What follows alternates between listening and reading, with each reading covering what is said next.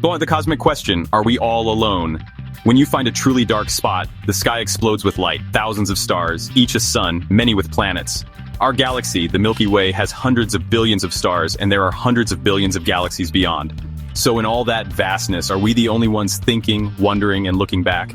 This isn't just science fiction, it's one of the most profound questions we can ask. If we are alone, Earth is the only place where life became self-aware, a lonely reality. But what if the cosmos is teeming with life? What if there are countless civilizations, each with their own stories? The numbers are staggering, more stars than grains of sand on Earth. To believe we're the only intelligent life is a bold claim. Science urges us to question assumptions and look for evidence.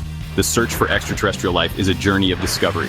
So let's go on an adventure through space and time. We'll explore the science behind this grand question. We'll look at the clues the universe has given us. We'll listen to the ideas of the greatest minds who have pondered this mystery. This isn't just about finding little green men. It's about understanding our place in the cosmos. It's about knowing we're part of something much bigger than ourselves. The journey begins with a single question. The possibilities are as endless as the universe itself. To find life, we first need to know what we're looking for. Life on Earth needs a few key things: carbon, liquid water, and energy. Carbon is a fantastic building block, forming complex molecules like DNA and proteins. It's the fourth most common element in the universe, scattered everywhere. Another key ingredient is liquid water, an amazing solvent that allows chemistry to happen. On Earth, life is found wherever there's water, from deep oceans to hot springs. So, when we search for life, we follow the water, looking for planets where it can exist as a liquid. Life also needs energy. Most life here gets it from the sun, but some thrive deep in the ocean, using chemical energy from hydrothermal vents. This showed us life can exist in places we never imagined, far from sunlight. So, the recipe for life might be simple: basic elements like carbon, a liquid like water, and a source of energy.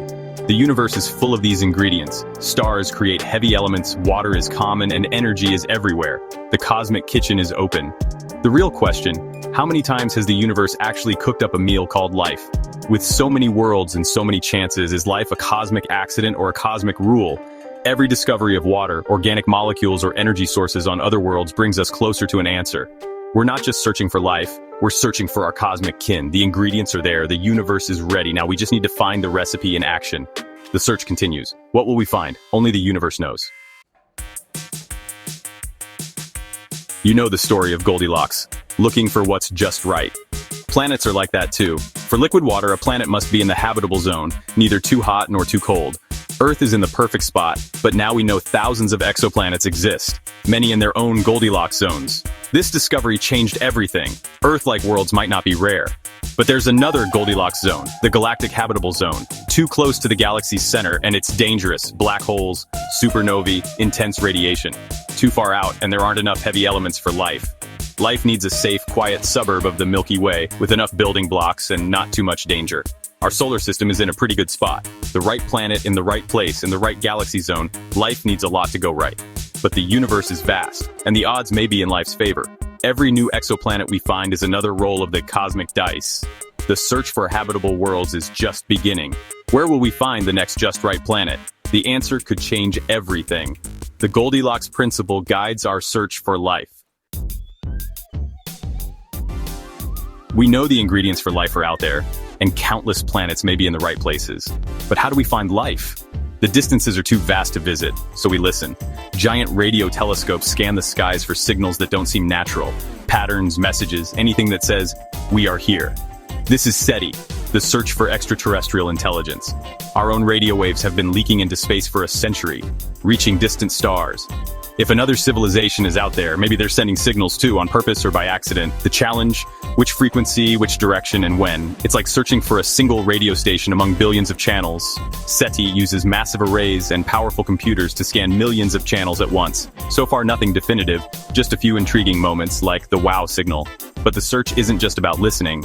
New telescopes let us study exoplanet atmospheres for biosignatures, gases like oxygen or methane that could be produced by life. Finding these wouldn't be absolute proof, but it would be a strong hint. It would tell us exactly where to listen more closely. The silence so far is a mystery, not an answer. Every scan, every observation brings us closer. The universe may be whispering, we just have to learn how to listen. The search continues. How can we estimate the number of civilizations we might contact? Enter the Drake equation. Frank Drake's equation isn't a precise answer, but a way to break the big question into smaller ones. It starts with the rate of star formation in our galaxy. How many new stars are born each year? Then, what fraction of those stars have planets? Recent discoveries suggest most do. Next, how many planets per star are in the habitable zone? Billions, perhaps. But here's where it gets tricky. What fraction of those planets develop life? We only know of one, Earth. Then, what fraction of life becomes intelligent? And what fraction develops technology to send signals?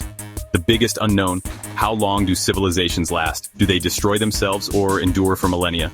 The value of L, the lifetime of a communicating civilization, could be very short. Maybe that's why the universe seems so quiet. The Drake equation is a roadmap for our ignorance, showing us what we need to learn. Each discovery fills in a piece of the puzzle. The equation doesn't give us an answer, yet, but it guides our search for cosmic company. Two names stand out in the search for life: Carl Sagan and Stephen Hawking. Sagan, an astronomer and science communicator, championed SETI and the cosmic perspective. He reminded us of the pale blue dot, Earth as a tiny speck in the vastness, home to everyone we've ever known. Sagan believed finding life elsewhere would humble us, showing we're not the center of the universe. Hawking, the brilliant physicist, agreed life likely exists elsewhere, but urged caution. He warned that contact with a more advanced civilization could be dangerous, as history shows on Earth. Hawking suggested we listen quietly before revealing ourselves. Sagan wanted us to reach out. Hawking wanted us to be careful. Their views highlight the complexity of the question. It's not just scientific, but existential. Should we shout into the cosmos, or wait and listen? The answer could shape our future. The search for life is also a search for wisdom. The universe demands both curiosity and caution. When we picture aliens, we imagine little green men. But real alien life could be anything. Life on another planet would evolve under different gravity, atmospheres, and stars. High gravity? Life might be short and sturdy. Low gravity, tall and delicate. Ocean worlds could host creatures like our whales or octopuses, communicating with light or song. Plants on a dim world might be black, not green, to absorb more light. Some scientists imagine silicon-based life on cold worlds using methane instead of water. The most likely scenario? Life we can't even imagine. Maybe a planet-wide consciousness, a swarm of machines, or beings of pure energy. The universe is more creative than we are. If we find life, it will probably surprise us. It will challenge our definition of what it means to be alive. The gallery of possibilities is endless. The only certainty alien life will be truly alien. Imagine it happens. We get a signal. It's clear, repeating, intelligent. First, scientists worldwide would verify it, checking for natural or human-made explanations. The world would hold its breath. Once confirmed, how do we respond? Who speaks for Earth? International agreements say no single country should answer alone. A global discussion would follow. What message do we send? How do we represent all of humanity in a single transmission? We'd use the universal language of science and math. Prime numbers, pi, diagrams of atoms. We've tried this before, sending plaques and golden records on Pioneer and Voyager spacecraft. But what if contact isn't just a signal? What if they arrive? The reaction would be a mix of excitement and fear, the ultimate test for humanity. Would we unite, or let old divisions take over? A visit would force us to see ourselves in a new way, a mirror held up to humanity. It would be the final exam for our species. The way we respond could define us for millennia. Are we ready for the cosmic conversation? We return to the silent canopy of stars, still waiting for an answer. We've explored the recipe for life, habitable worlds, and the ways we listen for a cosmic whisper. We've considered the calculations of Drake, the wisdom of Sagan and Hawking, and imagined our interstellar neighbors. Yet the universe remains silent. This is the Fermi paradox. If life should be common, where is everybody? The silence could mean life is rare, intelligence is a fluke, or civilizations don't last long. Or maybe everyone is listening, no one is broadcasting, or they communicate in ways we can't detect. The mystery drives us forward, building bigger telescopes, exploring farther, learning more. The search for extraterrestrial life is a great human adventure. Whether we're alone or part of a cosmic chorus, asking the question connects us to the universe and each other. The story isn't over, we've only just begun to listen. The universe is waiting. Our curiosity is our guide. The next discovery could come at any moment. Until then, we keep searching. We keep wondering. The stars hold their secrets. For now.